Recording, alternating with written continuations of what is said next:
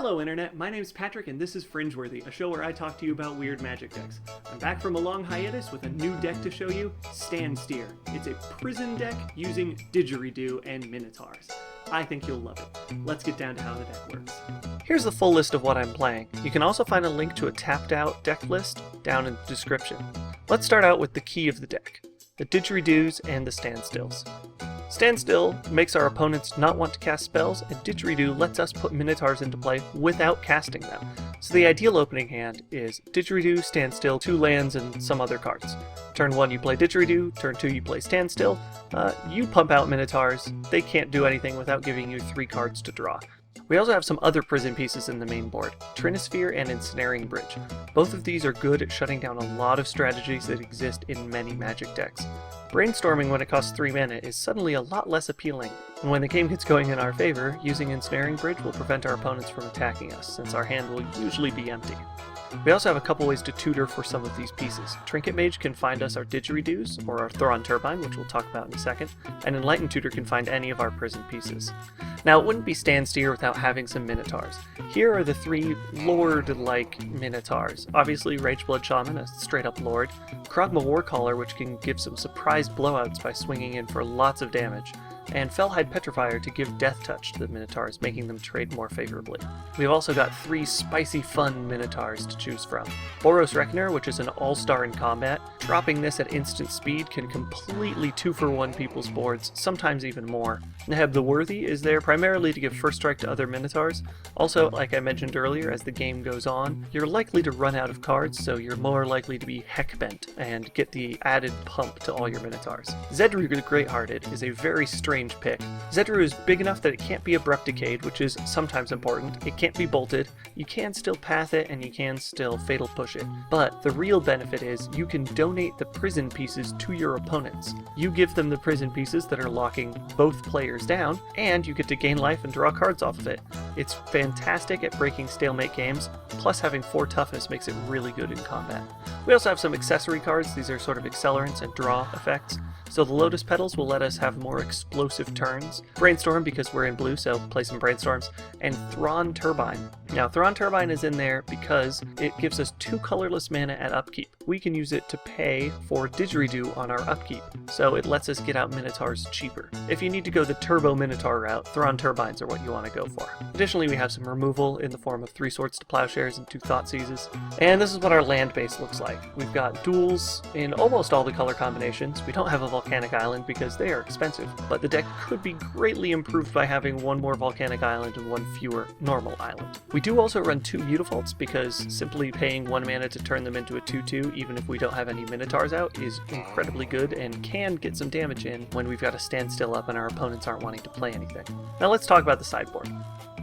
We've got Slaughter Games on the sideboard, sort of as a catch-all. This deck didn't make it too far into testing because it doesn't do too well, and we'll talk about that a little more later. We've got Council's Judgment to take care of pesky permanents, especially things like True Name Nemesis, which we otherwise don't have a good response for, and Pyroblast for when we get into counter wars. We've also got a couple other things here. We've got Wear Tears to deal with both artifacts and enchantments. Since we are in both red and white, and sometimes we do want to destroy artifacts or just enchantments, this ends up being a better choice, especially because we're lighter on white than we are on red, and artifacts are usually what we want to destroy in the form of Pithing Needle and Phyrexian Revoker. We've got another Thrawn Turbine here if we want to go the Turbo Cow route, and Blood Moon, our other primary prison card. Now, the reason Blood Moon's not in the main deck is because there's enough decks out there, I think, that run basics that this might not be as punishing, especially because Death and Taxes around where I play is incredibly popular, and Blood Moon does okay against them, but not great. So speaking of matchups, let's talk about a few of them. First up, let's look at Burn. Burn is a deck that is very, very fast against Standsteer. Standsteer takes some time to set up. You gotta play around some things and try to do the best with what we've got to trade in and get some good value creatures that can eventually block them and can survive some bolts and start trading in for damage. We count on either survive long enough that they run out of gas, or we just need to pump out Minotaurs before they start cranking in the damage. One of those will work. For the board, that's why we bring in the Thrawn Turbine for the faster acceleration to dumping out Minotaurs.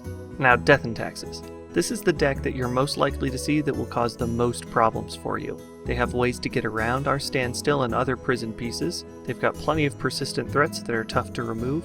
and most of our prison cards don't do a whole lot against them. It's a really rough match. Additionally, taxing effects really hurt this deck. A lot of our stuff costs very cheap and the mana base is very tight, so we rely on being able to play a couple things in a turn, and we just can't do that against Death and Taxes reliably.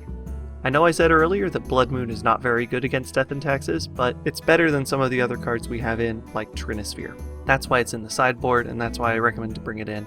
Shutting down Rishadan Ports and Wastelands is sometimes very much worth paying 3 mana. Talking about Delver matchups though, that's pretty okay. If they've got a young Pyromancer and start going wide, we're in real trouble, because where Minotaurs will win those trades, they'll make way more tokens than we can make Minotaurs. Everything in the deck is cheap, so Trinisphere is very, very good against them if you can stick it, but otherwise, it's a really rough matchup as well. Now for some closing thoughts.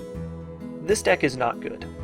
Usually with standstill decks, you count on the fact that drawing 3 cards for you will be better than your opponent, but the quality of draws in this deck is very, very low compared to other legacy decks. Usually standstill exists in control decks, where you're drawing answers for whatever threats your opponents might have, so you can prevent them from doing things. But them breaking a standstill and you getting to draw 3 cards, you're not going to be able to draw an answer to what they've got that can deal with things. The only instant speed answers we have are Swords to Plowshares. I tried running Force of Wills, but there isn't enough blue in the deck to be able to cast it reliably. Problem is, standstill just doesn't quite work out doing everything we want. If there were some other way to prevent both players from casting spells for some number of turns, maybe this deck could work out okay, but I haven't quite found the card that'll allow us to do that. I do think there is some sort of shred of a good deck here, but after a month and a half of tuning, I haven't been able to find it. It was a fun adventure on the deck, on making it and playing it, but I'm happy to be moving on to something else. Well, that about wraps up this episode of Fringeworthy, except for the end screen. Up here you can click to subscribe. Over here is a playlist of past episodes. Down in the comments, leave some suggestions for other decks you'd like me to see cover in the future, whether it be a legacy deck, a pauper deck, a modern deck, a standard deck, an EDH deck, anything. Lay it on me, I'll look into it. I do have one lined up already for the next episode. I'm in the final stages of testing and tuning, so look for that later this month or early September. Yeah, so Didgeridoo, don't forget to subscribe! Oh god, that sounded even worse than when I wrote it. Ugh.